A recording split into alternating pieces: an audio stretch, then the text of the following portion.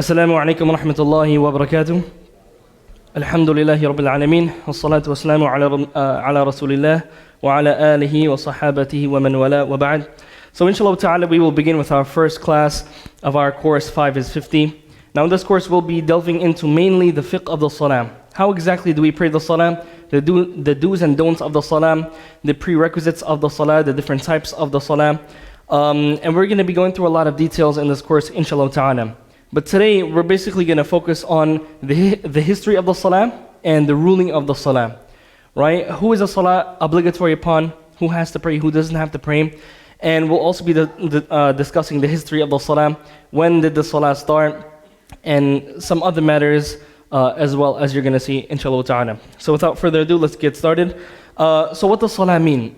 Okay, now anytime you look in the book, any Islamic book, right, especially the books of fiqh, you're going to find that sometimes when they speak about certain matters in an academic manner, what they do is, the first thing that they normally do is whatever topic you're reading about, the scholars would mention the meaning of that word. Right? And this is common sense. Anytime you want to talk about something, you have to understand what exactly it is. Now, when the scholars, when they define salah, virtually any book of fiqh for that matter, you're going to find that the scholars, they define salah first. Right? What exactly is salah? And listen, we all know what salah is. Right? But what is the actual definition that the scholars give? Alright, now every word that you have in Arabic that we use in Islam, for example, we use the word Ramadan, we use the word siyam, fasting, we use the word taqwa, all of these Arabic words, and perhaps maybe, if you're new to Islam, right, maybe, perhaps we're going to be mentioning a lot of words that you've never heard of before. And I'm pretty sure that a lot of you guys, you're still learning a lot of terms that are being used, right? When you read the Quran, there are certain terms in there. When you read the books of hadith, there are certain terms in there. All right, all of these terms, they have a linguistic meaning, and they also have an Islamic meaning. Right? What do I mean by that? I'm going to give you an example. For example, look at zakah. Zakah, somebody tell me what zakah is. Just yell it out. We don't need to pass around the mic. This is easy. What is zakah? Good. It's charity, but not any type of charity. Because I can't give 50 cents. I just feel like giving 50 cents in the masjid donation box. Oh, that's my zakah. I've done my zakah. It doesn't work like that. Unless 50 cents is my zakah, but Allahu A'lam if that would even be possible looking at the minimum amount of money that you would need for zakah to be obligatory upon you.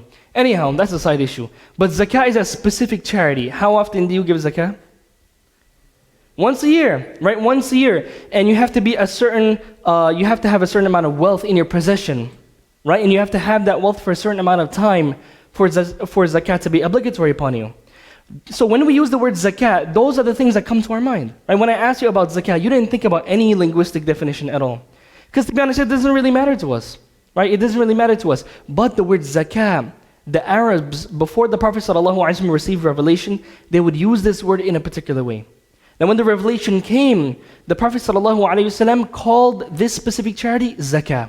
So now the word zakah not only has a linguistic meaning that the Arabs used to use, but it has an Islamic meaning now. Right? It has an Islamic connotation. So what is the linguistic meaning of zakah? Does anyone know? Does anyone know? To purify. What else? Huh? To burn? Allahu A'lam. I don't know. But the word zakah, right? Is that a guess or did you actually know? Perhaps you read some book, Allahu A'lam, mashallah. But zakah linguistically means an-nama, growth. And it also means purity as well. Okay, for example, the word tazkiyah comes from zakah, right? Tazkiyatun nas, purifying the soul. Right? So when the Arabs would use the word zakah, right, it would have a meaning of purity and growth. Nowadays, if you say, hey man, I want to go to the gym so I can have some zakah, and you want to grow what are you talking about, man? Right? People are going to be thinking about wealth and charity. You're talking about making gains. It doesn't work like that, right? So when the Arabs would use this word zakah, it would have a meaning in their speech. So we're going to do the same thing for salah. What does salah mean linguistically, and what does salah mean Islamically? And we all know the Islamic definition of salah, right? When we use the word salah, everybody knows what we're talking about. Inshallah, hopefully, right? So salah, literally, right? What we mean by literal is the linguistic definition, right? It means dua. Okay, salah means dua. So for example, if they say that I'm going to make salah, and you see him raising his hands and he's just sitting there, He's like, I just finished my salah, brother. You'd be like, what? What are you talking about? If he means a linguistic meaning of salah, then he's done his salah.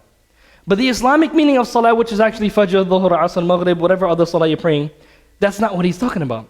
Right? So if he means, in this example that I just gave, if he means that he's making dua, then him saying, I just did my salah, he's totally right in that, from that aspect. Okay? And this is mentioned in the Quran. Allah subhanahu wa ta'ala mentions in Surah At-Tawbah, Allah Azza wa Jalla, He says, خُذْ مِنْ أَمْوَالِهِمْ صَدَقَةً تُطَهِّرُهُمْ وَتُزَكِّيهِمْ بِهَا وَصَلِّ عَلَيْهِمْ. Allah subhanahu wa ta'ala mentions that take from their wealth, right? Take from their wealth, a charity by which you purify them and cause them increase. وَصَلِّ عَلَيْهِمْ, and pray for them. So when Allah subhanahu wa ta'ala, when He says وَصَلِّ عَلَيْهِمْ, the scholars of tafsir, they mentioned that this word here, وَصَلِّ عَلَيْهِمْ, means to make dua for them. Right? To make dua for them. And there's also another example as well.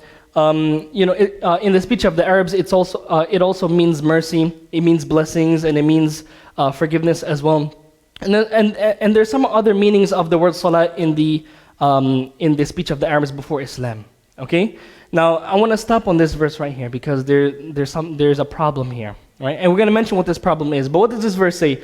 Allah subhanahu wa ta'ala, He says, إِنَّ اللَّهَ وَمَلَائِكَتَهُ يُصَلُّونَ عَلَى النَّبِيِّ. Indeed, Allah and the angels, they do salah upon the Prophet sallallahu alaihi wasallam. Right? You see the translation, it says, indeed Allah confers blessings upon the Prophet and His angels ask Him to do so. So see, there are some parentheses there, the word blessings. If you look at the word, Allah subhanahu wa ta'ala, He says, Inna Allah wa malaikatahu yusallun. If I say that the people yusallun fil masjid, if I say the people are yusallun, are praying, when I use that phrase right there, when I say the people are yusallun in the masjid, that means the people are praying in the masjid. But in this verse, it's saying that Allah, the angels, yusallun ala nabi. Doesn't mean that Allah and the angels are praying. Wallahi, I've heard people say this, right? They try to attack Islam and they use this verse that says, oh, you Muslims, you translate the word yusallun and you translate it to blessings. But everybody knows what yusallun mean. If I say the people are yusallun, are you going to understand blessings? No. You're going to understand praying. So obviously, can we as Muslims say that Allah is actually praying? Who's Allah subhanahu wa ta'ala praying for? So this is a mistake that a lot of people make when they try to read verses like this. They only look at one aspect of the meaning in terms of the Arabic language. But the word salah can mean dua and it can mean other things as well. Right? The word salah can mean dua and it can mean other things as well. So don't get slipped up, right? People, raise your hand if you heard this shubha before, this doubt before, that this verse is saying that Allah prays. Raise your hand high so I can see. Right? Okay, just a few people, but trust me, it's out there. It's out there on the internet. It's out there on Speaker's Corner. People try to attack Islam and throw doubts at Islam using this verse. And they say that the word here, right, we translate it as blessings, but the word is actually yusallun, which when we use it means to pray. Now, how do we understand this, right? We have to understand a principle, and that is we don't understand the Quran just based on how we read it today. Right? We must understand the Quran according to whose understanding? According to whose understanding? Shaykh Zakareeya. Well, not Shaykh Zakareeya, but just Zakareeya, right? Or, this guy from Pakistan who was born 15 years ago, right? Or this guy, India, Guyana, wherever you're from, it doesn't really matter. But do we understand the Quran according to Tom, Dick, and Harry's interpretation? Whose interpretation do we follow? The companions, right? The early Muslims. Now, somebody may say, well, how do we follow the understanding of the companions of the Prophet ﷺ? And the answer is, it is possible. Why? Because we have narrations from them. In the books of hadith mention narration. The books of tafsir mention narrations from the Sahaba. So, for example, right? If you read tafsir Ibn Kathir, if you read tafsir Ibn Kathir, you're going to find that Ibn Kathir mentions, this is what Ibn Abbas said, this is what Mujahid said, this is what Al-Dhahak said, this is what this one said and that one said. He's going to mention some names. And he's mentioning these names and the interpretation of these people to show you how the early Muslims understood the Quran. So when you read the books of tafsir, you're going to find that the scholars of tafsir, like Ibn Kathir, they're going to mention the names of some of the Sahaba and the early Muslims, their students, and what they said about the Quran. Right, because you see the problem is you have people who are trying to interpret the Quran. And they say that we can interpret the Quran however we want, and everyone has a right to interpret the Quran. I want you guys to tell me, what is the problem with that? If someone comes up to you and they say that we can interpret the Quran whatever way we want, because everyone has a right to interpret. What will be your response to that? Anyone? Because people do say this. Wallahi, I've heard people say this. Right? They want to say that in the Quran, it says it's okay to be homosexual. It's not a sin to engage in the act, right? It's not a sin to engage in the act. A man can marry a man, and a woman can marry a woman, and whatever else you want to marry, right? It's perfectly fine. The Quran, what it forbids is rape, and he interprets this ayah like this, where nobody in the past, nobody from the early Muslims, nobody ever interpreted the Quran in this way. But he says, I can interpret the Quran whatever way I want. Right now, what will be your response to this person? Not for the example of homosexuality, but the general principle that he's basing it on. He's saying that everybody has a right to interpret the Quran. What's your response to that? Anyone? He's out of line, but he thinks he's in line. How can you prove to him that he's out of line? Give me something logical. Like I'm not looking for you to think about, oh, where's the hadith that says that you got to follow the... No, just give him a logical response. Because let's say he rejects the hadith or whatever, right? Yeah. Anything, like even what we say now can be misinterpreted without context or without the tools to like actually be able to interpret it. So if just anyone is going around interpreting things, they are probably going to end up misunderstanding. Yeah, but then again, he may say the how, but this is the correct understanding. We need to be moderate. And his definition of moderation is, I'm going to give the example again, is that everything is fine. LGBT, whatever it is, he's going to say that it's fine from the Quran because that's moderation. And he's going to say that the mainstream Muslim belief that obviously an act like this is wrong. Listen, we're not saying that we should be violent against anyone or anything. We're not saying that. We're just saying that we disagree, right? But this person may say that your belief that it's a wrong action, that's extremism. We need to be moderate and interpret the Quran and say that it's perfectly fine with this way of life.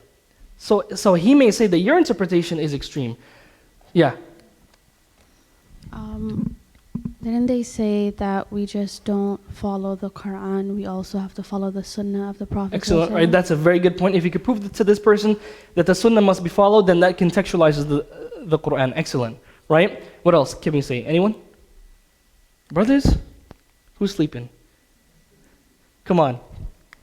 Well, let's get one more. Anyone? There's not really any wrong answer. I mean, what do you think? This is a real life, scenario. You're in college, you're in class, and one of your classmates, he tries to tell you this. You'd be like, oh yeah, that's cool, right? Yeah, up here.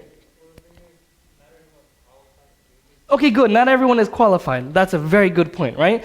You would tell them that, listen, if you have a pain in your back, you're not going to go to some guy, in an alley that tells you, hey man, I could fix your back for like $10, and you don't know what he's going to do. He's not qualified, right? You're going to go to the hospital, to a doctor, to a qualified professional.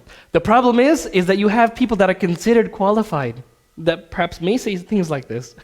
So what's your definition of qualified? Does it mean, are you qualified if you make a lot of YouTube videos and you have a lot of subscribers and you have a bookshelf of books behind your back and you wear a thobe and you say a bunch of Arabic phrases? Because to be honest, there are random people on the internet, on YouTube, that would be saying crazy stuff and people think that they're qualified because they have mufti on their name, they have sheikh on their name, that they put on the description of the video themselves. They put on the video title themselves. Anyhow, that's beside the point. What I would say to this person is that if we give everybody the right to interpret the Quran the way that they want, and that would necessitate that everybody is correct in their interpretation, then that would make the people that interpret the Quran in extreme ways that we can all agree is extreme, that would make them right.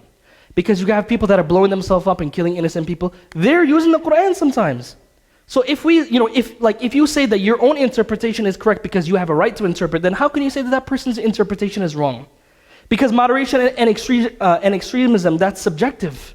That could be very subjective, right? So that, you would say to this person that would validate every crazy interpretation, right? So you want to bring up interpretations that they would reject and then show them why do you reject those interpretations? And I'm telling you, they will not be able to give an answer, right? So the thing is, we have to follow a kind of like a measuring stick as to how we interpret the Quran. And when we interpret the Quran according to the understanding of the early Muslims, the Salaf, the Sahaba, and their students, then we're not going to go down the wrong path. Now, how did they interpret this verse? Al-Bukhari mentions two narrations, right? Bukhari mentions the narration of Ibn Abbas radiallahu anhu in Sahih Bukhari. He mentions that Ibn Abbas says that yusallun here means yubarrikun. It means that Allah and the angels, they send blessings. right? It means that they send blessings. Bukhari also mentions a narration of Abu al-Aliya, who is from the Tabi'een, from the students of the Sahaba. Earliest of generations. We're talking about people that met the Sahaba. He said that Salatullah, that the Salat of Allah subhanahu wa ta'ala, he didn't understand it as praying. He said that Salatullahi thana'uhu fil mala'il a'la. He said that the Salat of Allah subhanahu wa ta'ala is Allah praising someone among the high angels. Right? So that's how they understood the Quran. So we can't come and just say, oh, the word salat also means prayer linguistically, and that's how we're going to interpret it. Nobody from the early Muslims understood it like that. And even Ibn Jarir al-Tabari in his amazing book Tafsir al-Tabari, he even says that as-salatu fi kalam al-Arab. He says that salah in the speech of the Arabs, min ghayri Allah ta'ala, from everyone besides Allah, it is dua. But when it's used for Allah subhanahu wa ta'ala, it doesn't mean dua. So you have the earliest scholars mentioning these things. So, it's very important to know some of these narrations. Why? Because somebody's going to come up to you and then he's going to ask you, what does salah mean? And then you're going to say prayer. And then he's going to bring up this verse to try to slip you up, right? So I just thought that was a very good benefit that we can benefit from.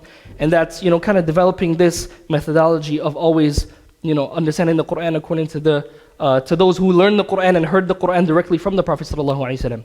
And there's also other narrations as well. For example, At-Tirmidhi mentions in his Sunan a narration of Sufyan al-Thawri, which is from the Atba'u Tabi'in. He never met the Sahaba, and but he was a student of the students of the Sahaba. He said that this means ar-Rahmah. Allah's salah here means rahmah, that Allah subhanahu wa ta'ala sends mercy. So that's why you find that some translations, they mention this. They mention blessings. They mention some of the things that the early Muslims interpreted salah as. So right here, in this verse, this verse reflects those other meanings besides dua, as I just mentioned. Now, in terms of Islam, in terms of how we use this word salah, we all can agree that we know what salah is, right? Now, the definition that some of the scholars give, they say that it is worship to Allah subhanahu wa ta'ala. So your salah is an act of worship. It's not just something that you do, habitually, right? In your like non-religious matters. It's something that is purely religious, right? You only worship Allah subhanahu wa ta'ala because He's commanded you to do so. Okay, so you worship Allah it's a worship to Allah Azza wa Jal that includes specific statements and actions. Obviously you're going to be saying Subhana Rabbi al-A'la, reciting Quran, there's a tahiyyat, there's the salah upon the Prophet sallallahu alaihi wasallam at the end. So there are specific statements and actions, right? We all know that. And they begin with the takbir and it ends with the taslim. Takbir means that you say Allahu Akbar, right? Taslim, what does taslim mean? Good, salam, very easy, right? You say Assalamu alaikum rahmatullah, Assalamu alaikum rahmatullah. So everything between the takbir and the taslim, right? Everything that you say and do between the takbir and taslim, those are all considered salah, right? That's what we understand as salah. I think that's very obvious, so we don't need to delve into that too much. Now, salah, right? Let's talk about the history of salah. Is salah something that the Prophet ﷺ brought exclusively? Right? Because we know that all of the prophets that Allah subhanahu wa ta'ala sends, sometimes some of these prophets, they come with new things that were not there before. Okay? So for example, the Prophet ﷺ came with some specific things. And he came with some things that went against what the early prophets came with in terms of the in terms of the fiqh aspect, in terms of aqeedah, in terms of belief. What you guys are studying with Brother Zakir, all of the prophets came with the same message. But perhaps, Allahu A'lam, perhaps some of the prophets in the past, they prayed a bit differently, right? Perhaps they did certain things that were a bit different. For example, fasting. They used to fast differently. How did they used to fast differently before? What did they used to fast from that we don't fast from? From what? We fast from eating and drinking and engaging with the spouse intimately. What did they used to fast from before in the time of Isa AlSalaam and the time of Bani Israel? Yeah. Not speaking, excellent, right? They used to fast from not speaking? They used to fast from speaking, right? But I understand what you mean, right? They used to fast from speaking, right? Do we fast from speaking? Absolutely not. We can't, all of a sudden you see a brother, he's not talking, and then you see him the next day, he's like, bro, I was fasting. No, we don't do that anymore, right? There was a Sahabi who was doing this, and the Prophet told him to basically break his fast, because it's not a fast that we do in our sharia, in our law. So every prophet came with specific laws. Sometimes, for the most part, they agreed, and sometimes they had some differing. Now, in the laws of all the prophets before, what we find is that they would all pray salah. Right? Whatever prophets Allah subhanahu wa ta'ala told us about in the Quran, for the most part, they pray the salah as well. But like I said, perhaps there may be some differing. Allahu A'lam, right? Allah knows best. And Allah subhanahu wa ta'ala mentions, this is in Surah Al-Baqarah, Allah mentions, وَأَعْهِدْنَا إِلَىٰ إِبْرَاهِيمَ وَإِسْمَاعِيلَ.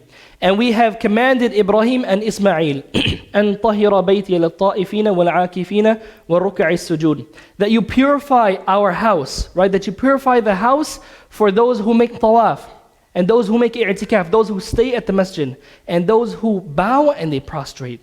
So we know that Allah subhanahu wa ta'ala commanded Ibrahim and Ismail to purify the Kaaba, to purify the Haram. For what? For people to pray, for people to stay at the masjid, to bow and to prostrate.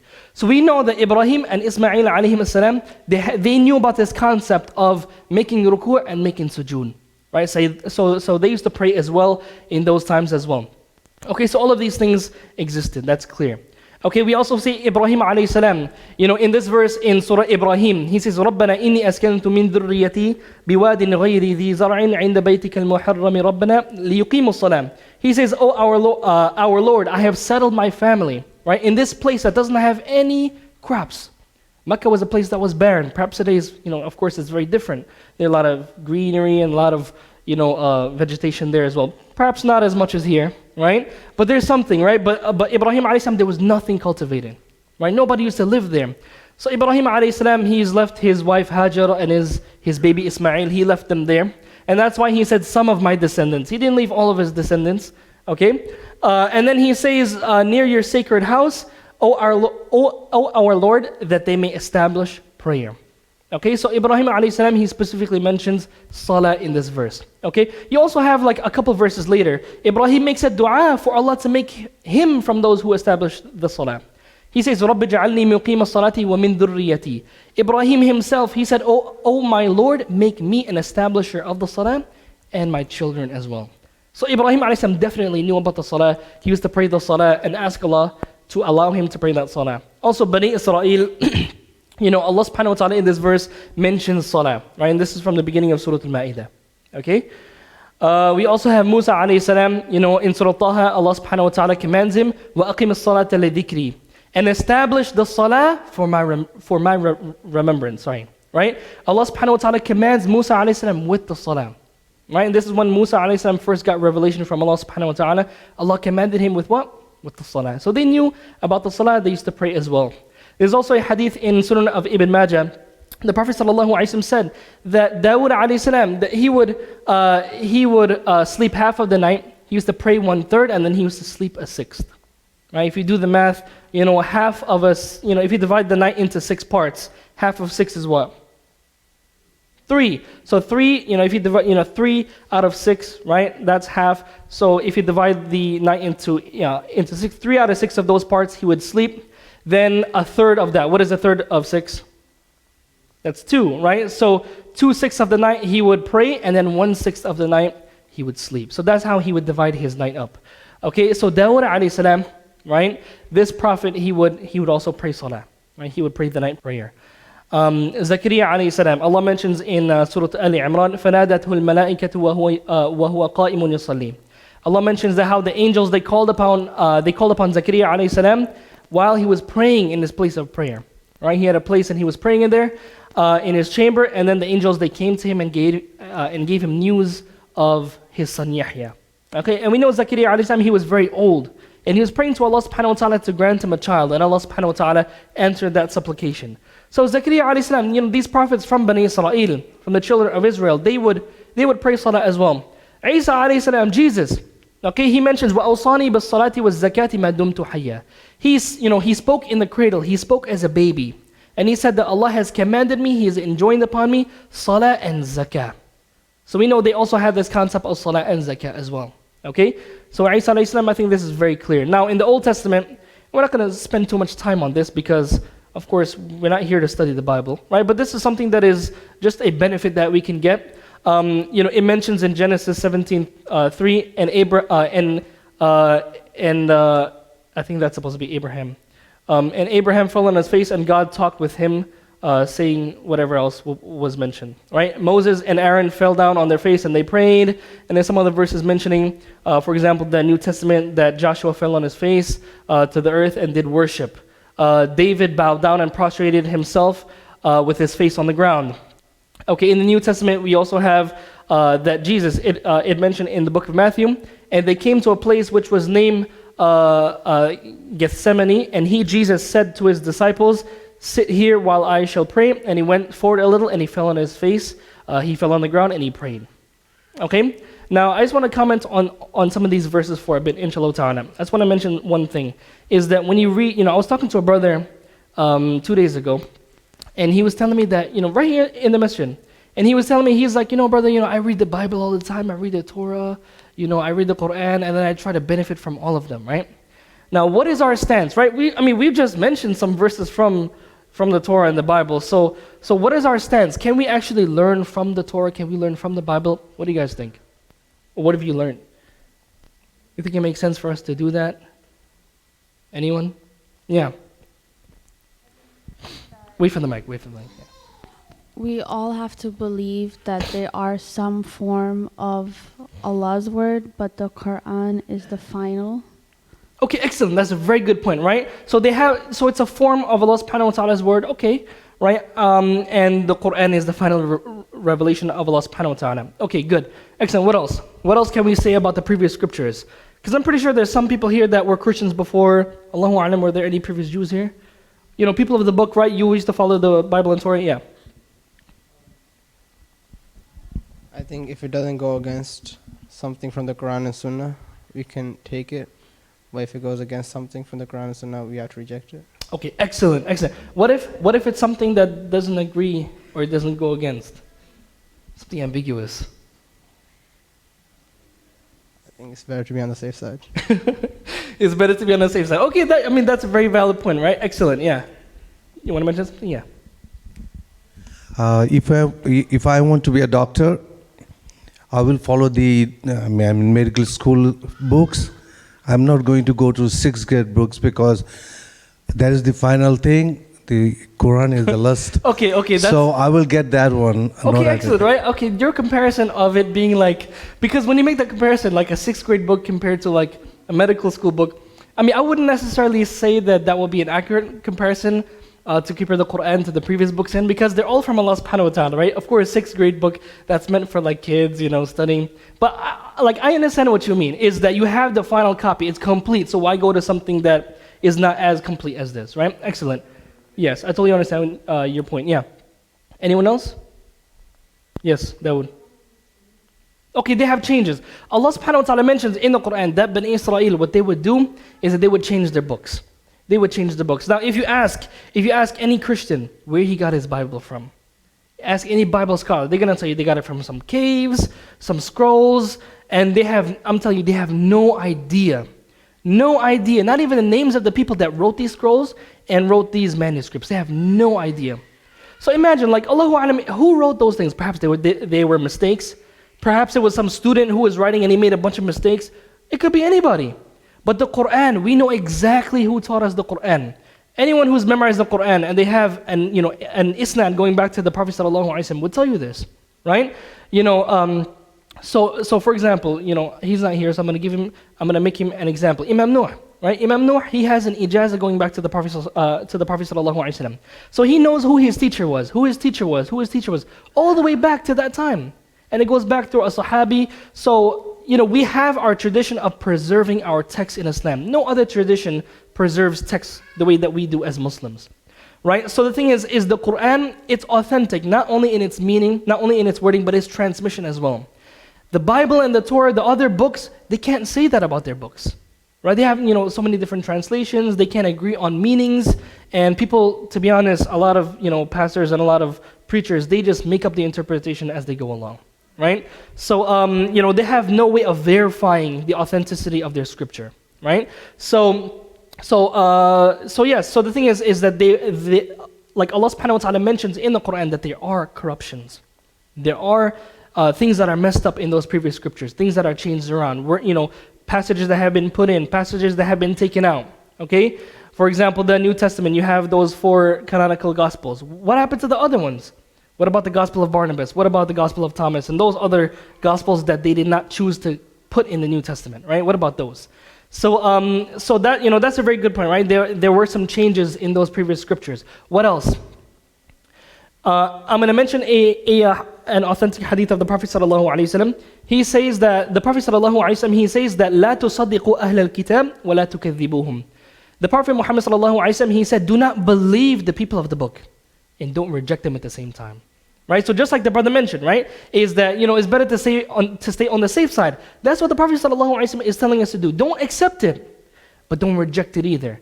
Now, the things that we know go in line with the Quran. For example, if there's a verse of Tawheed, then we accept it. We say that that was from the original scripture of the Bible, right? Because that message was, of course, in the original Injil. So if we find something in there that coincides with what we have in Islam, then we accept that, the meaning of that. But if there's something that goes against it, for example, what are some things in the Bible that goes against the Quran? What are some things in there? There's a lot of things in there. What else? Come on. What is there? Okay, Trinity, that's debatable. Is the Trinity even in the Bible, right? Because because Jesus fell on his face and prayed. If Jesus is the same as God, who is he praying to? Right? I was speaking to a Christian pastor, right? He told me, I asked him, I'm like, hey, is Jesus God? He said yes. So I said that, does God die? And he said no. I said, did Jesus die? He said yes. I'm like, how is Jesus God then? He said that, okay, like what he told me, right? He told me that how Jesus has a physical nature and he has a spiritual nature. So what died on the cross was the physical nature, was not the divine spirit that dwelled within him. So I'm like, okay, so you're telling me that Jesus, like physically in his flesh, he's human. So how can you say that he's totally God then? Right? That's the first point. The second point is that if he says that Jesus physically died, but the words that spoke were the words of God, then how come, I believe it's in the book of Matthew, when they ask Jesus when the hour is going to be, when the day of judgment is going to be. And Jesus says, how? I don't know. Only the Father in heaven knows. So he's not only human in his physical, but he's also human in his knowledge, in his speech. Right? So there's a whole load of contradiction. So like I said, that's debatable whether or not the Trinity is in the Bible. Of course, Christians would say that it is. If it is, then of course that's something that's added in there, right? That's something that has been altered. What else? You have Dawood alayhi salam. What did Dawood alayhi salam do in the Old Testament? He committed adultery, right? And you have some other crazy things in there about the prophets, right? When Allah subhanahu wa ta'ala praises Dawood alayhi salam in the Quran, right? Then we reject all of those things of committing major sins that they say that the prophets did, right? So what the Quran agrees with the previous scriptures in, we accept. What the Quran goes against, then we reject. But when there's that ambiguity there, when the Quran doesn't accept it or reject it, then what do? We don't accept it, nor do we deny it. Because perhaps there may be some truth in there. So when we read these things, right, in general we say that the prophets prayed, but these specific instances, Allahu Alam. Did Dawood alayhi salam actually go to whatever place he was in? Did Isa alayhi salam actually go to this place? Where was it? Did Isa alayhi salam actually go to Gethsemane? Did he actually go to this place and do that specific sujood? Allahu Alam.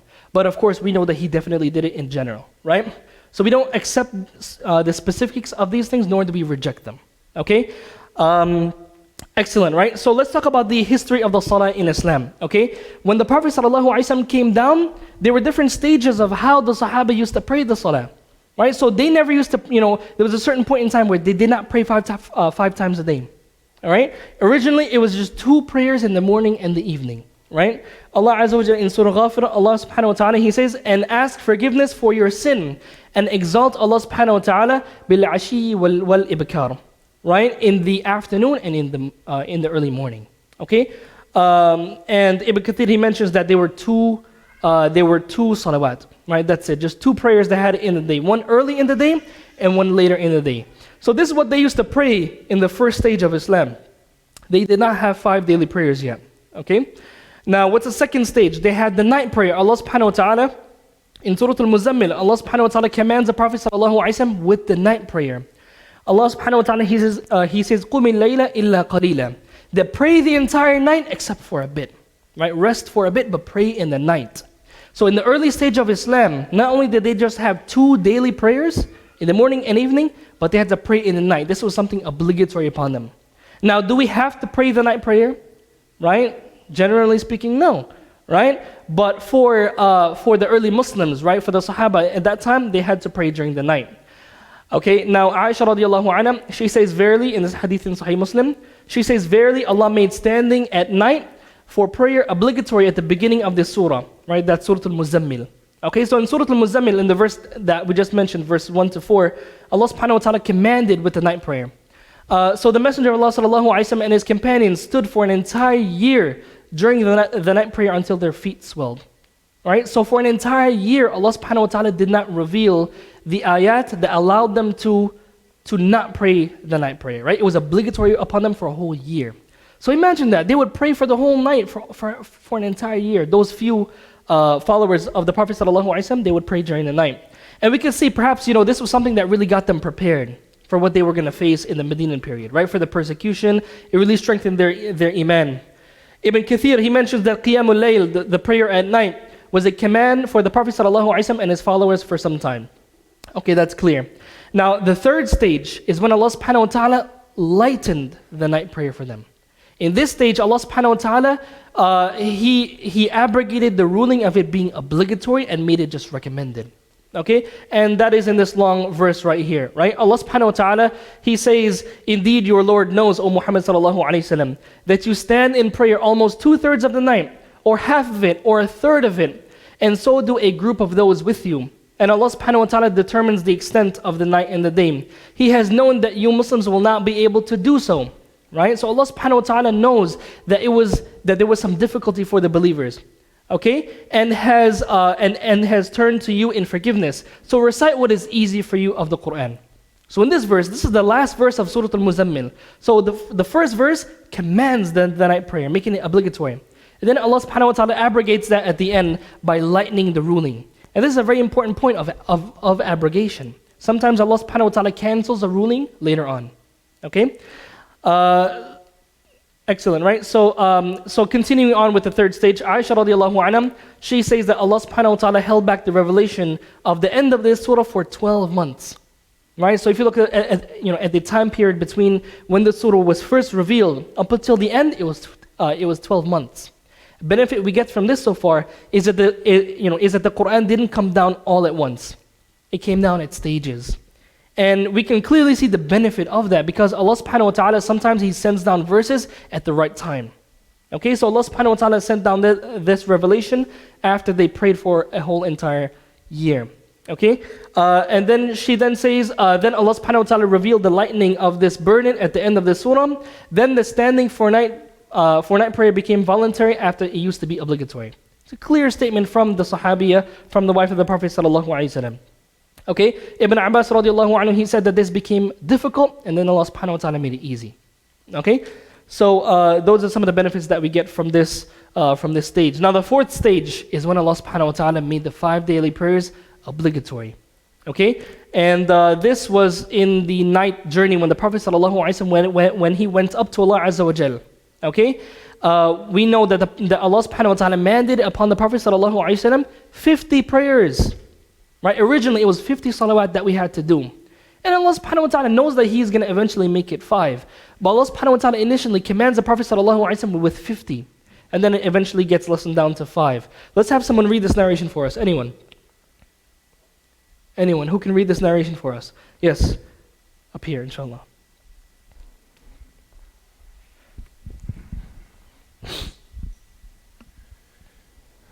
Allah enjoined 50 prayers upon my nation, and I came back with that until I came to Musa. Musa said, "What has your Lord enjoined upon your nation?"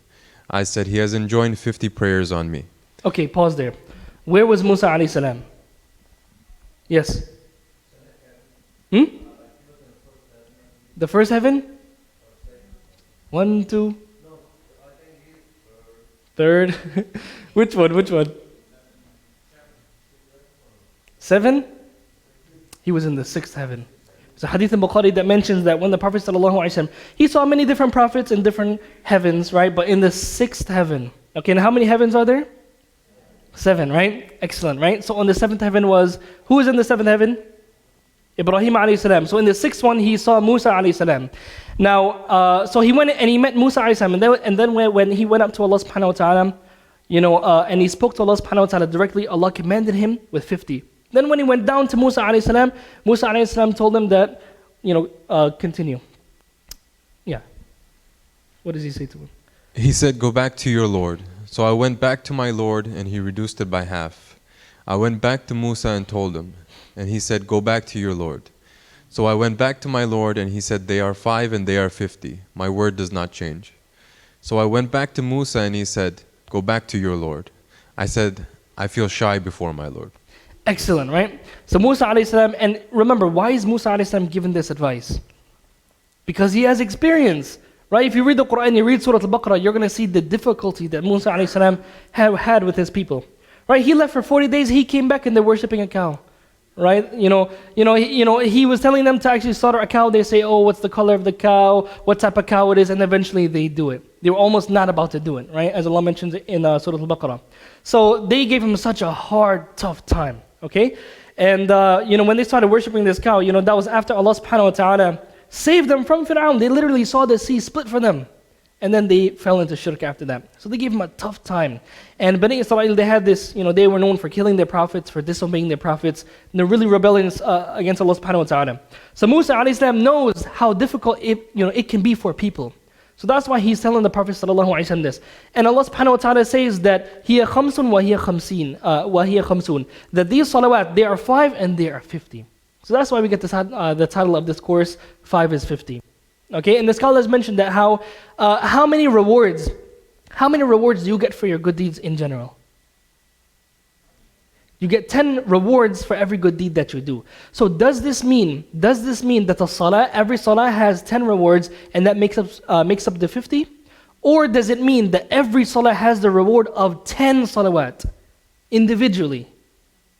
The second meaning, right? Some of the scholars they mentioned that if we say that the salah, the meaning that it's 50 salawat is that every prayer has 10 rewards, then that would not make the salah special, from any other act of worship, because every other act of worship has 10 rewards as well. So how is the salah special in this regard? They say that what is meant that when Allah subhanahu wa ta'ala says that they are 5 and they are 50, is that every salah that you pray, Allah subhanahu wa ta'ala gives you the reward of 10 of those. So imagine coming on Yawm al-Qiyamah, just praying the 5 daily salawat, how much ajr you will get, right? We ask Allah subhanahu wa ta'ala to make it that way. Ameen. So the Prophet sallallahu alaihi wasallam, he was shy from asking Allah subhanahu wa ta'ala anymore. And alhamdulillah, 5 daily prayers are not difficult. Right? If you add the time up together of all of the salawat, right? Your 5 daily prayers, Fajr, Dhuhr, Asr, Maghrib, Isha. You add the time that it takes to do all of them together. How much do you have?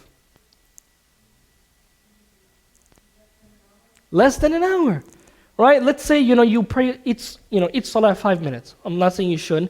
Let's say 10 minutes, right? 5 times 10, 50. That's, less than an hour. If you just do the wajibat in the salah, if you just do what is obligatory in the salah, you could possibly finish in 5 to 6 minutes. Right? 7 minutes. Without going fast, with doing what is wajib upon you and leaving out the recommended things. If you do a salah that is the bare minimum, then that could take you 5 to 6 minutes. And we'll talk about what this means in our course. That's what it's about. Right? But, we're talking about a half an hour to 50 minutes, right, out of your day. We spend, 2 hours a night watching Netflix, right? Watching movies, doing this, doing that, right? Watching Khabib, whatever the case is, right? You spend a lot of time doing a lot of things. And perhaps these things are permissible. But what about one of the best things that you could possibly do, and that's pray the salah. Now I have a question here, right?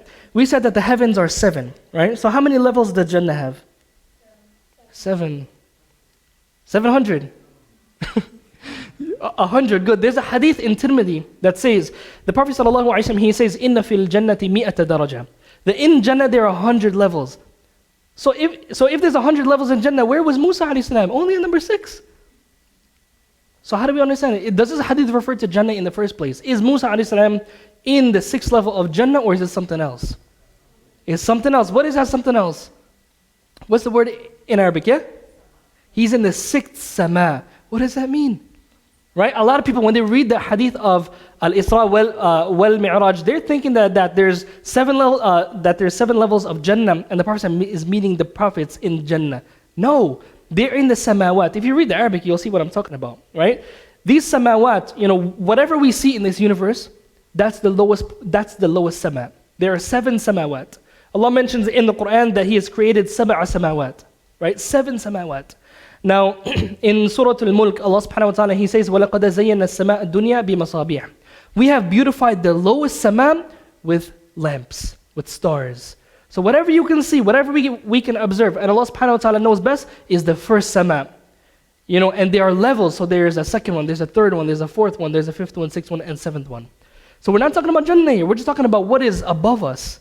Allah subhanahu wa ta'ala knows how huge it is and what exactly it's like. But these are the different places that the prophets were in. So in the sixth sama, the Prophet ﷺ went back and forth to Musa AlSalaam in the sixth, and we refer to it as heaven. Sama literally means that which is high. So we can refer to that as the heavens, but don't get confused between sama and Jannah. Even though sometimes they both can be translated as heaven, right? Be very careful. Cool, so that's how the salah, that's the fifth, the fourth stage. So the fourth stage, when the Prophet ﷺ went up to Allah subhanahu wa ta'ala, that's when Allah subhanahu wa ta'ala mandated those five daily prayers. So immediately, the companions, they started praying these 5 daily salawat. And there's even a hadith in Trinity that mentions that Jibreel alayhi salam, he would teach the Prophet ﷺ the times of the salawat and how to pray them, right? So the fifth stage, the 5 daily prayers are enhanced. Aisha radiallahu anha, she says, the prayer was prescribed as consisting of 2 units, 2 rak'ahs, both when one was a resident and when one was traveling. The prayer while traveling was left according to the original prescription, and the prayer of the one who was a resident was enhanced. What is this hadith even talking about? This hadith right here, so as we've mentioned, there are different stages. First, there was 2 salawat, right? 2 salah that they had to pray, one in the morning, one in the evening. Then the night prayer was made obligatory. Then Allah subhanahu wa ta'ala lifted the obligation of the night prayer. Then the Prophet ﷺ got the revelation of the 5 daily prayers from Allah subhanahu wa ta'ala directly. Now these 5 daily prayers, right? These 5 daily prayers, for the next 3 years in the Meccan period, for the next about 3 years, which the Prophet ﷺ spent about 13 years in Mecca. The first 10 years, that's when they had the night prayer, that's when they had the 2 salawat. In the night journey where the Prophet ﷺ met Allah subhanahu wa ta'ala directly and spoke to him, right? There were 3 years left until the Prophet ﷺ and the Sahaba migrated to Medina. For those 3 years of praying these 5 daily prayers, they prayed exactly as how you pray it while you're traveling. Now how do you pray it while you're traveling? You pray Salat al-Fajr, 2 rak'ahs. And then you pray Salat al-Dhuhr as 2 rak'ahs. You pray Salat al-Asr as 2 rak'ahs. Maghrib is 3 and Isha is 2. There are no 4 rak'ahs at all. This is how they used to pray for those 3 years after the night journey. And at the time of Hijrah, Aisha radiallahu anha mentions in a hadith in Bukhari, she says that when the Prophet sallallahu alaihi wasallam entered Medina, that's when Allah subhanahu wa ta'ala added 2 rak'ahs to Dhuhr, 2 rak'ahs to Asr, and 2 rak'ahs to Isha. So she says that's what she means when she says that the prayer while traveling was left according to the original prescription, and the prayer of the one who was a resident was enhanced. So if you ask yourself, how did the Sahaba used to pray after the night journey up until the Hijrah? They would pray their 5 daily prayers the same way that you would pray when you're traveling, right? But that original prescription was left for only the traveler, and if you're a resident like all of us here today, right? Inshallah, we pray as we're residents, we pray Dhuhr 4, Asr 4, and Isha 4, right? So it was only up until the Medina stage that they actually started praying how we're praying today. So if you think about how amazing this is, for 13 years of prophethood, how many years of prophethood are there? How many years was the Prophet a prophet? 23, right? He became a prophet at 40 and he died at 63. So for 23 years of prophethood, for 13 years, it took them 13 years to actually start to pray completely as how we're praying today, right? So Allah subhanahu wa ta'ala made it in stages so that the believers can actually be ready for it when it became obligatory the way that we do it. Okay, now how do we actually pray? Okay, the Salat al-Fajr, there are 2 units allowed. Dhuhr is 4 units that are silent. Asr is the same thing. Maghrib is 3 units. The first 2 are loud, the third is silent. And Salat al-Isha, it's 4 units. First 2 loud, last 2 is silent. Now we'll talk about the details of this going forward, but I think everybody can understand this. We've all prayed Salah before. Inshallah ta'ala, we're consistent in that. Now, inshallah ta'ala, let's talk about the ruling of Salah. The ruling of Salah. So, Salah is something that we can all agree is something that we have to pray. We don't have a choice in this matter. Okay? But now, the one who leaves the Salah, right? Leaving the Salah, is that something that's considered disbelief or not? We'll get into that in a bit. But before talking about those who the Salah is obligatory upon, we have to understand a general rule, right? That the Salah is obligatory on everybody, right? There's a principle that the salah is obligatory upon everybody except those who have been excluded from that obligation. Okay, this hadith tells us about 3 classes of people that are excluded from the obligation of salah and other things that are obligatory. This hadith mentions that the pen has been lifted from 3. Very beautiful hadith. The pen of the angels writing your deeds, right? Your deeds are not being accounted for if you're among 3 groups of people. The first, the Prophet ﷺ mentioned, is the one sleeping until he awakens. So for example, if you have somebody who is, they sleepwalk. And sometimes, you may have somebody who's, let's say you're a sister and your husband, he's sleeping and he turns off and he smacks you. Right? The pen, and then when he wakes up, perhaps he wakes up to you beating him up. He's going to be like, well, what are you beating me up for? And then you may say, you hit me while you were sleeping. He should quote this hadith. The pen is lifted upon 3, the one who is sleeping until he awakes. You cannot hold me accountable for that. If someone, for example, is sleeping and they speak in their sleep. I speak in my sleep all the time. Sometimes I say random gibberish, random stuff, and I would only know this because my wife tells me, right? Or my family would tell me. So my mom's here. She knows exactly what I'm talking about. So the one who's sleeping until he awakens. If you say something, let's say for example, you're sleeping and you cursing somebody out in your sleep. You this, you that, you cursing somebody out with the worst curses. You wake up, the angels are not writing that down. Now, if you're pretending like you're sleeping, okay, that's a different story, right? But generally speaking, right, when you're sleeping, you have no bad deeds or good deeds as well, for that matter. I remember one time, I was camping, right, and there was this uncle, right? He was sleeping, and all of a sudden, like subhanallah, he was sleeping, and then we would hear him say, Allah, La ilaha illallah. Like subhanallah, we're thinking that, perhaps he's finding some jinn, something's going on, right? But he was just dreaming, right? He was just dreaming. Alhamdulillah. Some people, they dream and they make dhikr. Some people dream and they curse, right? May Allah subhanahu wa ta'ala protect us. Right? But the one who is sleeping, he's not held accountable for anything until he awakens. The child until he reaches puberty. Now we have to be very careful when we tell kids this. You have no bad deeds with Allah subhanahu wa ta'ala until you reach the age of puberty. He's like, all right, I'm going to go crazy now. It doesn't work like that, right? You have to try to cultivate them and raise them.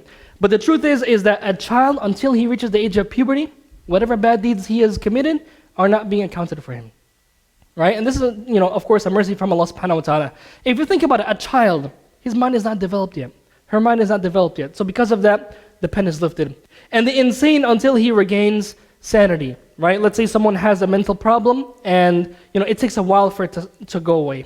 Right? They got a surgery, whatever the case is, until they regain sanity, right? It is only then that they are going to be held accountable for their deeds. So, these are 3 groups of people that are generally exempted from all deeds. Okay? Now these people, okay, if they're exempted from all deeds, then of course they're exempted from the salah. So if you're not a child until the age of puberty, if you're not someone who's sleeping until he awakens, if you're not someone who loses their sanity until you become sane, then you have to pray. Right? You have to pray the salah. Yes, question? Okay, excellent, right? What age requires puberty? The brother asked a question, right? What age is the age of puberty in Islam? All right, now there are certain things that a person can, certain things that can happen to a person that can cause them to reach age of adulthood in Islam. The first of which is, for example, someone having a wet dream. Okay, someone having a wet dream. Growing pubic hair. Okay, a girl having her menstruation. Immediately when that happens, whether she's 9 years old, 10 years old, 11 years old, she's considered an adult in the eyes of Allah subhanahu wa ta'ala, right? Whatever deeds she does will be accounted for her. So let's say if there's a kid, there's a boy, he reaches the age of puberty at 14, and his friend over there reaches the age of puberty at 10. Then he's got 4 years of the angels not writing down his deeds. So perhaps there's some benefit of going through puberty late, right?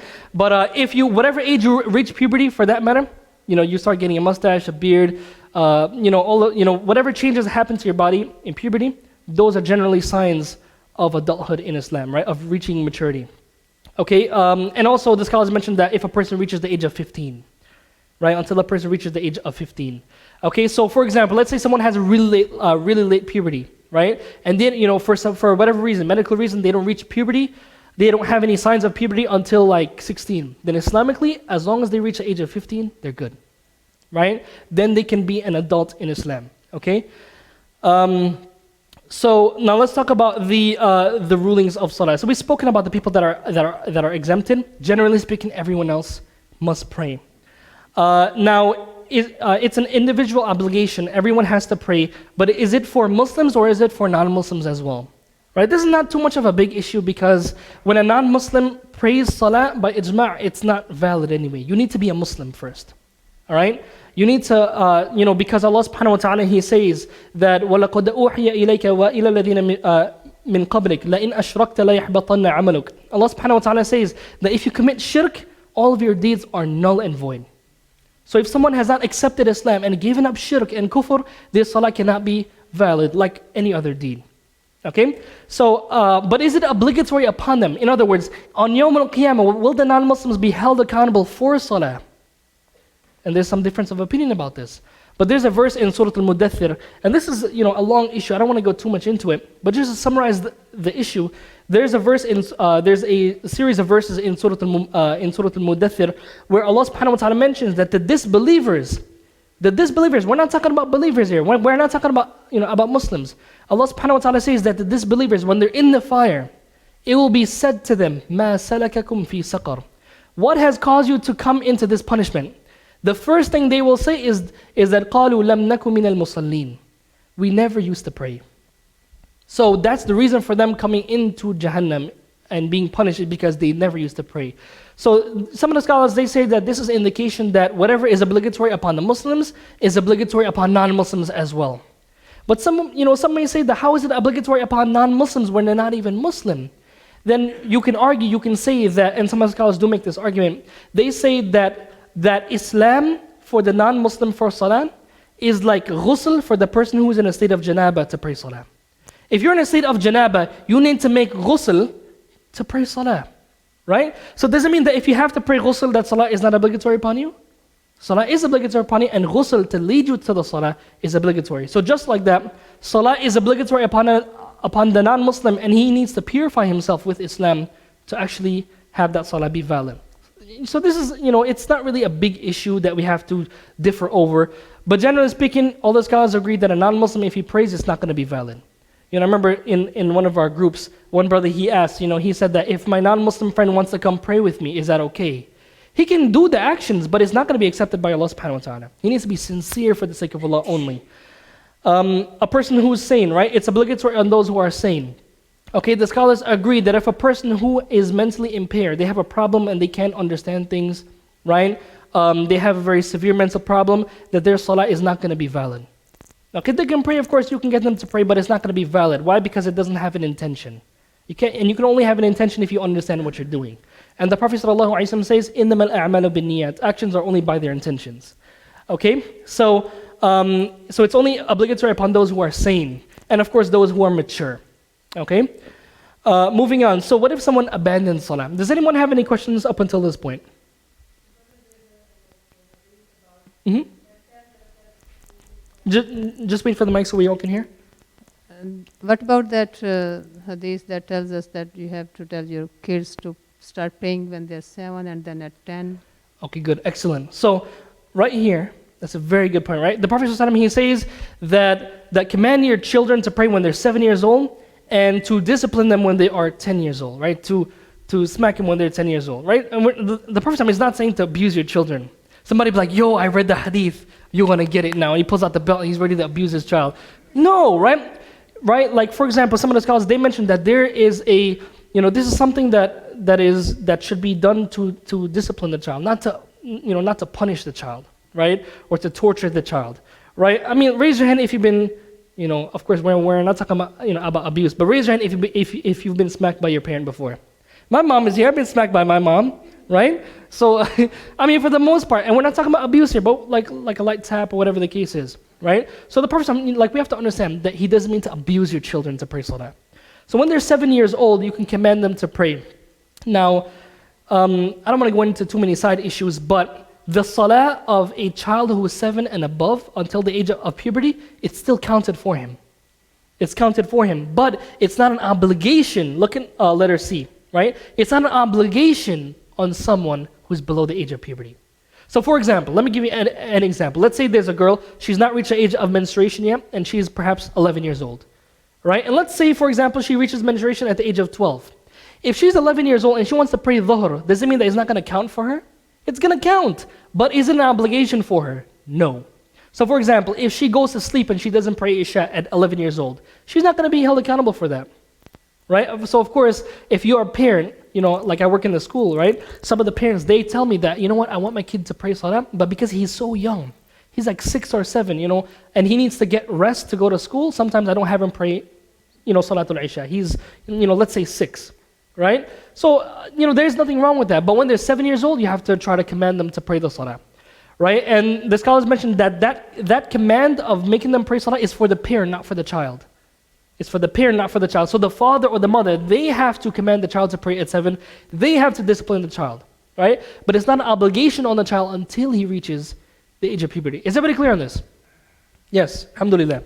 Okay, now let's move on to the issue, our last issue of today, and that is leaving salah. If someone leaves salah, number 1, what does it mean to leave salah? And number 2, is leaving salah, is this something that's major kufr or minor kufr? Now before we move on, let's understand what is major kufr and minor kufr. What does kufr mean in the first place? Disbelief, right? There's a hadith we're going to see. The Prophet ﷺ says, whoever abandons the salah has made kufr. So is it something that's major or minor? What is the difference between major and minor in the first place? Anyone? What's the difference between major kufr and minor kufr? Yeah. Major kufr is you're out of Islam. Minor kufr, you commit sins, but you're still in the fold of Islam. Excellent, right? So major kufr, when somebody commits major kufr, like worshipping another god, or cursing Allah subhanahu wa ta'ala, something that's major disbelief like this, that takes them out of Islam. Okay? But minor kufr is an act of disbelief, but it doesn't take someone out of Islam. I'm going to give you an example. There's a hadith where the Prophet ﷺ says that sibabul muslimi fisqun wa qitaluhu kufr. That cursing a Muslim is sinful and fighting him is kufr. Doesn't mean that if you find 2 Muslims fighting each other that they're both kuffar. No, you can't say that. Right? It means that they've committed an act of kufr, but that doesn't mean that they've committed major kufr. They've committed a minor kufr. Okay? Another example of this is if someone swears by someone besides Allah subhanahu wa ta'ala. They say, I swear on my mom's grave. Right? There's scholars that mention that's an act of minor kufr and not major kufr. Okay, and there's other details. Perhaps Brother Zakir is going to go into this issue with you guys. But this hadith, right? The Prophet ﷺ, he says, بَيْنَ الرَّجُلِ وَبَيْنَ الشِّرْكِ وَالْكُفْرِ تَرْكُ الصَّلَاةِ. Between a man and between shirk and kufr is leaving the salah. So between a person and shirk and kufr is leaving the salah. So if a person leaves the salah, then according to this hadith, they would fall into shirk and kufr. Okay? The second hadith, the covenant between us and them is the salah. So whoever abandons the salah has certainly committed kufr. Okay? So then we go back to our question. Is this major kufr or minor kufr? Okay? Now, firstly, let me speak about this issue. What is considered abandoning the salah? Does it mean to abandon one salah? Certain scholars hold that view. They say that these hadiths apply to one salah.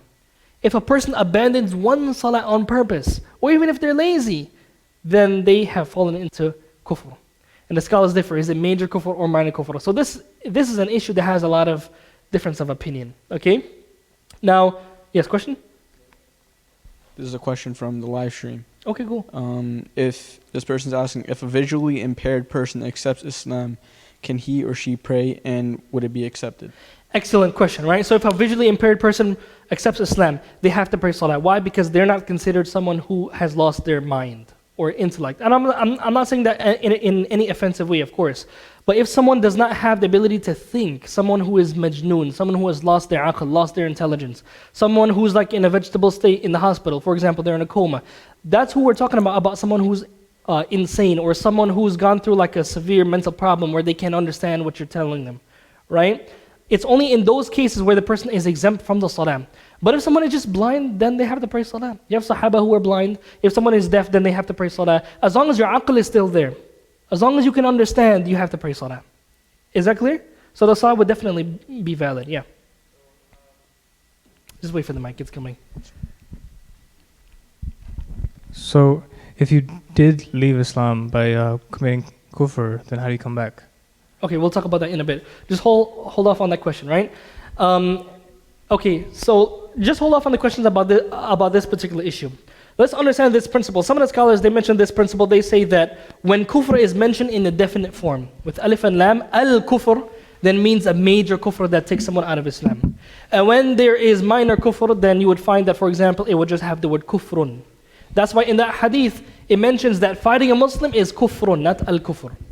Okay, so this is a principle that many scholars like Ibn Taymiyyah and others mention. So for example, in the first hadith, it says al-kufr. Between a person and ash-shirk and al-kufr is leaving the salah. Right? So for this reason, you find that there are many scholars who hold the view that it is considered major kufr. Right? Leaving Islam. But what is considered abandoning, if we can agree that leaving the salah is major disbelief, what is considered leaving the salah? Is it leaving one salah, or does it mean leaving the salah in totality, right? Completely leaving the salah. This is an issue of difference of opinion. Okay? There's this last hadith. I want someone to read this hadith for us, inshallah. Okay? I want someone to read this hadith. Anyone? Yeah, just read it again, inshallah.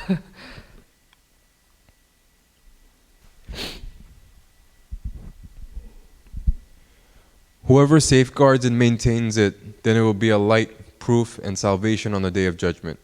Whoever does not safeguard or maintain it, then it will not be for him a light, proof, or salvation. And on the Day of Judgment, he will be with Qarun, Fir'aun, Haman, and Ubay ibn Khalaf. Good, right? Ubay ibn Khalaf was one of the enemies of the Prophet ﷺ during his lifetime. Qarun, Fir'aun, and Haman, they're mentioned, they are enemies of Musa AlSalaam. Allah mentions them in the Quran. Now, this is, a very scary hadith, right? I mean, like think about it. If you don't pray the salam, perhaps you might be with them on Yawm al-Qiyamah, right? You're not going to be with the prophets and the righteous people. So you have some scholars. They say that if a person leaves one salah, for example, let's say it's dhuhr time and you're playing video games, and you're like, I'll pray, and you deliberately leave the salah, right? That one salah, then you have left Islam. Your Islam is just as good as the Islam of a Christian or atheist, right? Like you've left Islam. Of course, personally, this is not a view that I take, okay? You have scholars who held another view. They say that the only time that leaving the salah becomes major kufr is if someone doesn't pray totally. Someone doesn't pray at all. They've completely abandoned all of the salawat. So if someone, for example, is praying fajr, or let's say they're praying dhuhr, but it's hard for them to pray other salawat. They pray twice a day, or 3 times a day. Then this will not apply to them. Okay? And this was the view of Ibn Taymiyyah and Ibn Uthaymeen. And personally, this is the view that I hold. And the reason why I hold this view is because there's a hadith in the Sunan of Abu Dawud, narrated by Ubadah ibn Samit radiallahu anhu. He says that the Prophet ﷺ said that Allah has obligated 5 daily prayers. Whoever perfects these prayers, perfects the ruku' of these prayers, perfects the wudu before praying, whoever perfects the khushu' of these prayers, كَانَ لَهُ عَهْدٌ عَلَى اللَّهِ أَن يَغْفِرَ لَهُ. He has a covenant, a deal with Allah that Allah must forgive him. Whoever prays these 5 daily prayers and he does it properly, he has a deal with Allah subhanahu wa ta'ala that Allah subhanahu wa ta'ala will forgive him. Like think about, like if you're praying the 5 daily salawat, imagine like you're having this contract with Allah subhanahu wa ta'ala that you're doing your part and Allah subhanahu wa ta'ala will do his part and forgive you. And the Prophet ﷺ, he says, وَإِن لَمْ يَفْعَلْ, and if he does not do it, فَلَيْسَ لَهُ عَلَى اللَّهِ عَهْدٌ, he has no contract with Allah subhanahu wa ta'ala. إِن شَاءَ غَفْرَ لَهُ وَإِن شَاءَ عَذَّبَ. If Allah subhanahu wa ta'ala wants, Allah may forgive him, and if Allah subhanahu wa ta'ala does not want, or if Allah subhanahu wa ta'ala wants, Allah can punish him. Personally, me, for this particular issue, this hadith for me is the main reason why I hold that particular view, that the only time it will be considered kufr, like major kufr, where somebody would leave Islam, is if they leave salah totally. And there's a narration in the Sunan of Imam Tirmidhi where the Sahaba had this belief as well. Abdullah ibn Shaykh, who is from the Tabi'in, he said that the Sahaba never used to look at any deed, that if you left it, you will become a disbeliever except for the salah. Right? So for example, if you didn't pay zakat, you can still be a Muslim. If you don't fast in Ramadan, your Islam is still valid. Of course, it's deficient. But salah is that one deed that if you don't do it, the Sahaba would not look at this person as a believer.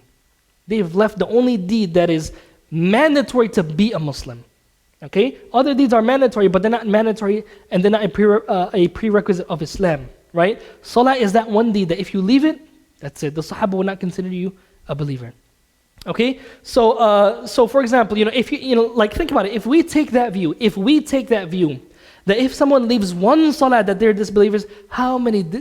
We say that there's 2 billion Muslims, 1.5 billion Muslims, and this is why Ibn Taymiyyah, he says that most people, they miss some of the salawat, right? They miss some of them. But you see, brothers and sisters, the reason for learning this is not so you could be like, you know what, my uncle, and he missed Dhuhr last week. Kafir, right? My mom, I'm gonna go home and make takfir on my mom.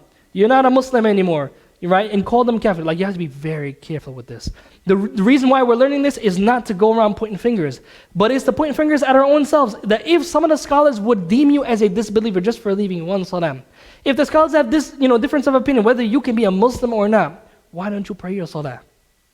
Right? That's the main point to get from this, is that you need to be praying your salawat. And I'm telling you, it's not difficult.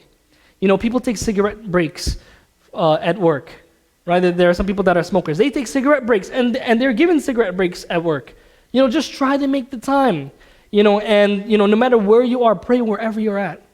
All right? If you're out on a journey, or if you're traveling, whatever the case is, pray. Never give up that salah. And like I said, it could take 5 minutes. It doesn't have to be Surah Al-Baqarah, Alif Lam Mim. It doesn't have to be that. And we'll talk about what is necessary for the salah. And we're not saying that you should always stick with the bare minimum of what is valid, of what your salah can be valid with. But, just try to pray that salah. Never leave it off. Right? Never leave it off. So, does anyone have any questions before we finish? Any questions, comments, anything you would like to add? Yeah, in the back. And made it up in qada, is that? Just repeat the question. If you missed a prayer in its time and you made it up as qada, is that considered abandoned, or is that? Okay, that would not be considering abandoning well, it depends. You see, there's a difference of opinion. Can you even combine your salah in the first place or not, right? The four madhabs, they hold the view that, the scholars of the four madhabs, they hold the view that someone, if they have left the prayer intentional, then they have to make it up. Okay, other scholars like Ibn Taymiyyah, they say that a person does not have to make it up, because no matter what they do, they cannot, just put a band-aid on that wound of that sin of leaving the salah that they've done, right? So there's some difference of opinion on that. But definitely, if a person has delayed the salah past his time, then they've left the salah. But the hadith, according to that interpretation that we've mentioned, the hadith that mentions abandoning salah here means totally abandoning the salah. Because the Prophet ﷺ, he says, "Man taraka as-salata," whoever leaves as-salat. And normally when you have a word like as-salat, alif lam on the salat, and the Prophet ﷺ is not speaking about a particular salah, then it means all the salawat. Okay? So as long as someone doesn't leave all of the salat, then they're still a Muslim. Right? They're still a Muslim. And going to the question of this brother right here, you asked that what if a person, has left all of the salah, they have not prayed in years at all, right? How can they be a Muslim again? Just start praying again. Just start praying again. That because they've already said the shahada already, and in the salah there is the shahada as well, right? So just the person should just make tawbah to Allah subhanahu wa ta'ala and to pray, right? Hopefully, does that answer your question? All right, excellent. Anyone else? Anyone else? Any other questions, comments? Yes? On the slide about the second stage of having the night prayer, where it quotes the first 4 ayah of Surah Muzammil, what is it? Who is Allah referring to when He says, "O you who wraps himself in clothing"? The Prophet ﷺ, right? Allah subhanahu wa ta'ala, He says, "Ya ayyuhal muzammil," O one who wraps himself. And the Prophet ﷺ, when he came down from that cave, right, and he was scared, he was trembling. Some of the narrations mentioned that how he would say to those around him in his house when he came back from the cave that cover me, cover me, cover me. Perhaps this is the meaning why Allah subhanahu wa ta'ala refers to him in that way, Ya ayyuhal muzammil. But the Prophet ﷺ, he's the one that is being addressed in there. Now, there's a principle that the scholars mentioned that any time you have an address to the Prophet ﷺ, then it's also an address to the entire ummah, unless there's evidence to show that it was specific. Right? So this is why, as Aisha radiallahu anha mentioned, that for all of the believers, all of the Muslims, right, by extension, they were all addressed with this command as well. right? Does that make sense? Okay, good. Any other questions, comments? Yes. Can you just clarify what you were trying to say about the 100 levels? Is that the universe? Is that in the heavens or? Okay. So all right. So when we talk about the samawat, okay, in terms of this universe, whatever we can observe, right? Allah mentions in Surah Al-Mulk that He is decorated, right, and beautified the lowest sama. And I don't want to use the word heaven anymore. I think we can understand what I'm talking about if I use the word sama. Like the word space, you could translate it as that. Personally, I would like to avoid that because people may get some weird ideas. Oh, you're talking about aliens, you're talking about this, right? So let's just use the word sama, what is above us, okay? So these samawat, the lowest sama, Allah subhanahu wa ta'ala has told us that He's beautified it with stars. If we look at what we can observe today through our technology, we're talking about like billions of light years away. If that's all part of the first sama, just think about how huge the second one is, the third one is. So like Allah subhanahu wa ta'ala mentioned that these are samawat, and then He says that they are tibaqa, that they are in levels, one above the other. So Allah subhanahu wa ta'ala knows how vast the samawat are, but they are huge, right? So you have the second sama above the first, the third sama above the second, the fourth above, and then that goes all the way to the seventh. Now, when it comes to Jannah now, what's really amazing about Jannah is that, Allah subhanahu wa ta'ala says in Surah Ali Imran, وَسَارِعُوا إِلَى مَغْفِرَةٍ مِّن رَبِّكُمْ. Allah, He says to the believers that rush towards a forgiveness from your Lord. And the next part is amazing. وَجَنَّةٍ عَرْضُهَا السَّمَاوَاتُ وَالْأَرْضِ. And race towards a Jannah which its size is the size of the samawat and the ard. So just think about how huge Jannah is. We have a course about the description of Jannah and the fire. In that course, I don't know if some of you were there, you remember, there's a hadith where the Prophet ﷺ said that the different levels of Jannah, when you look up to the next level, it will be just like how we look up to the stars in this life. That distance and that beauty, like that's how far above you someone will be when they're in a level above you in Jannah. So Jannah has 100 levels. Is it within the samawat? Allah subhanahu wa ta'ala knows best. Right? But in the Quran, where Allah subhanahu wa ta'ala tells us about Sidratul Muntaha, this is this tree that's all the way above the samawat. Okay? And some of the scholars mentioned that how it has its roots in some of the samawat, but it's something that's above the samawat. Okay? This tree, there's a tree there. Allah subhanahu wa ta'ala knows what it looks like truly. But the Prophet ﷺ, he saw this tree and he described it to us in some way. He said that how its leaves, it looks like the ears of elephants, like it's huge leaves of this tree. And he says that how around it was colors. He says that I saw colors, I don't know what these colors are. Allah subhanahu wa ta'ala knows best exactly how magnificent and huge and the reality of this tree. But when Allah subhanahu wa ta'ala tells us about this tree in Surah Al-Najm, Allah Azza wa Jalla says, عِنْدَهَا جَنَّةُ الْمَأْوَى. That near it, or close by to it, is Jannatul Ma'wa, right? The garden of the abode, the places that we're going to go, right? Allah subhanahu wa ta'ala knows exactly where Jannah is, and Allah knows best. But we have to make sure that we differentiate between the samawat and Jannah. Jannah has its own levels, as the samawat has its own levels. Does that make sense? I mean, that verse where Allah subhanahu wa ta'ala says that the size of Jannah is the size of the samawat, right? Allahu A'lam, is it connected in some way? Allah knows best, right? I mean, personally, I don't think we have enough information to really make that definite judgment like that, right? Any other questions, comments? Okay, so we'll stop here, inshallah ta'ala.